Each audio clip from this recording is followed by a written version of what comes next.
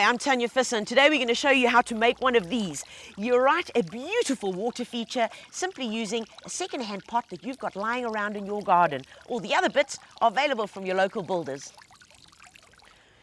This is what you're going to need to turn your once sad pot into an awesome water feature. Obviously, you're going to need your desired pot, and this preferably should have a nice wide lip or mouth, as we call it, so that you can really have a beautiful fountain in it. Now let's get to the fountain. You're going to need one fountain kit, a submersible water feature pump, which you can also get at your local builders, roof paint, and you're going to need a bit of river sand. Now let's talk about the waterproofing of the pot. For that, you're going to need some Seeker H2O Tart, which comes in 1 litre or in 5 litre containers. And that really is going to form the major aspect of it, which is the waterproofing. When you buy it, it comes with a membrane that you can get in different sizes. The tools that you're going to need is a wire brush, a screwdriver to open the lids of your paint, 2 paint brushes, and a container to pour your paint into. The first step that you want to do is make sure that we're going to conceal the hole that might be at the base of your pot. Now, for us, we have simply taken a piece of polystyrene and popped that into the hole just to make sure that it's a bit easier when we're going to be applying the waterproofing membrane. You don't have to do this, but it does make life a little bit simpler and also give you a little bit more peace of mind. So, we've got some membrane. And this is the membrane that comes with your H2O Seeker Tart. And we need to open up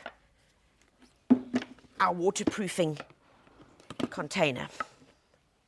When buying your waterproofing materials, do make sure that you choose your color properly. We've gone with a charcoal, which really does work beautifully in any kind of water feature because it just makes the pot seem deeper and gives it that depth and that beautiful allure that we're looking for. Once you've cleaned your pot out, the interior of your pot well, using your wire brush, and make sure that you've got rid of all the dust particles, you then can apply your first layer of your waterproofing paint. And that I suggest you do this in smaller sections. Don't go and paint the entire thing because you want it still to be tacky and wet when you're applying your membrane. So, first layer is on. Fantastic. The good news is that your membrane comes in manageable strips and it's not very wide, and that is important when you're thinking about how to work it. So I've got a strip here. All we're going to do is just simply take it and put it down onto our tacky surface of the paint that we've put down. There we go. Pop it on. Once it's firmly in place, you then take another layer of your membrane paint and give it a good coating. Repeat this process right around the pot by cutting strips of your membrane and laying it on the inside and doing a really double good covering over wherever the drainage hole used to be in the pot. Once you've put your coat on over the piece of membrane, get a pair of scissors and you can simply cut it away nice and flush across the edge of your pot.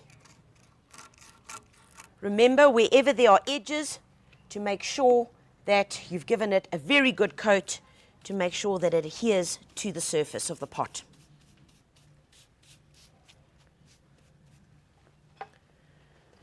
Repeat this process by placing another layer on the next section that you're going to be working on.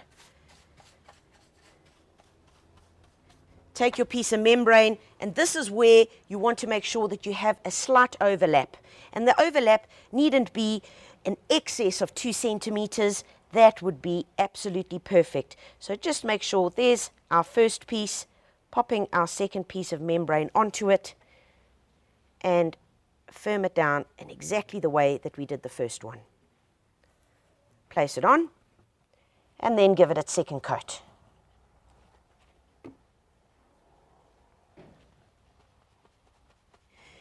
Whilst you're busy painting and putting the membrane down, if you come across any bubbles, all you need to do is take the paintbrush and simply pull it up towards, and the air bubble will just remove itself. Now, all you're going to do is repeat this process all the way around the inside of the pot until you've covered every inside surface with the membrane allow it to dry for a good few hours, and then give it a second coat. And that's important. Your second coat is your final sealer.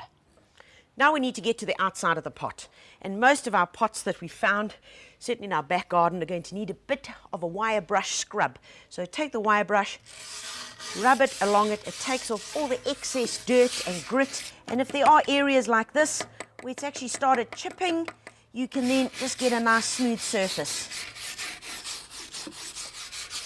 Do that all the way around the pot.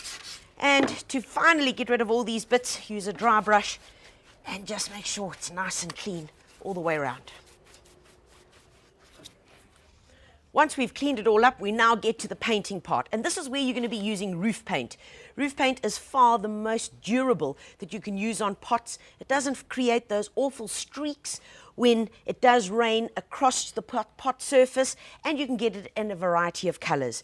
And in order to create a beautiful texture on it, just simply empty some of the roof paint into a container and then add a bit of river sand or very fine pebble, and a very fine pebble. I've got a bit of river sand here, pour it in, and in terms of quantities, you can add in as much as you want to create the texture. And this is going to have a really gorgeous, thick look about it. Take a look at that. Here is the texture, so it almost becomes like a slurry that you're going to be using along the outside.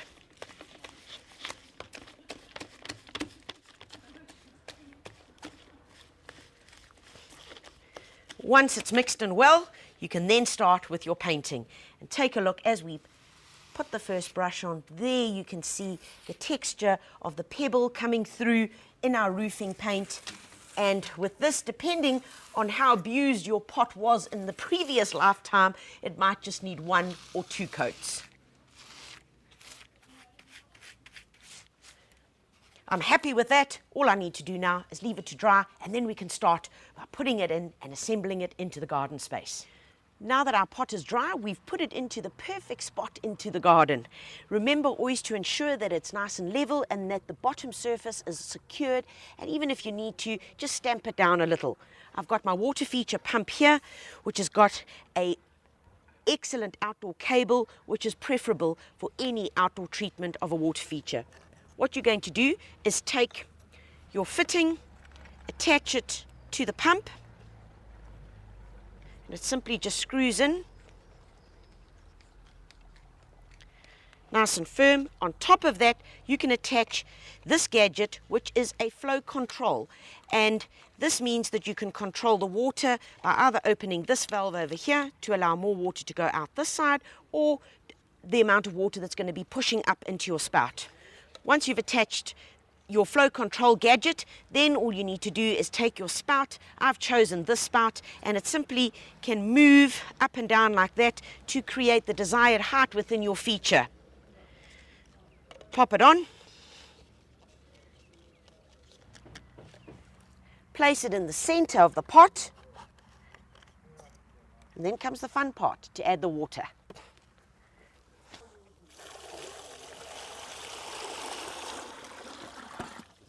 Once it's in place, all you've got to do is just turn it on.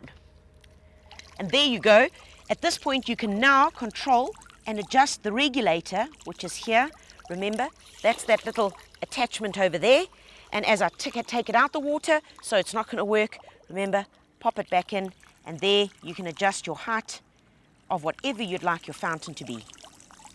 Couple of tips when you are putting your water feature together: ensure that your fountain spray does not go over the edge, or take a look on the surfaces to make sure how much extra little drips you have, because that will deplete your water surface and the pump might end up drying out.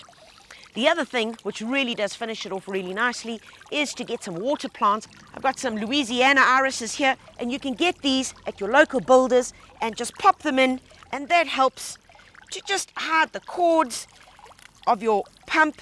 Really just softens the whole look, and especially if you're going to have it against a surface, really does just add that extra element of tranquility into your bowl. So there you have it, 1, 2, 3, old pot into a gorgeous new water feature.